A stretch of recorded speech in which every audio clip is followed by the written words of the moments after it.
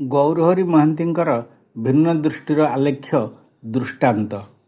ବେଦ ପରି ଶାସ୍ତ୍ର ନାହିଁ, ପୁରାଣ ପରି କାହାଣୀ ନାହିଁ, ମହାଭାରତ ପରି କୂଟନୈତିକ ମହାକାବ୍ୟ ନାହିଁ, ରାମାୟଣ ପରି ପାରିବାରିକ ଗଳ୍ପ ନାହିଁ,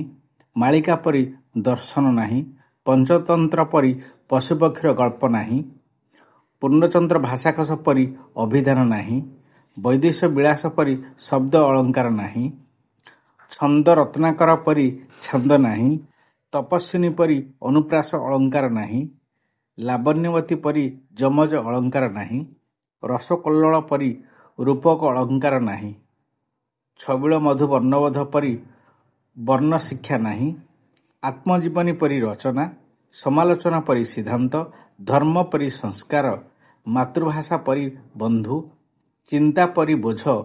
ପରିଦର୍ଶନର ପ୍ରତ୍ୟକ୍ଷ ଧାରଣା ନାହିଁ ନାହିଁ ନାହିଁ।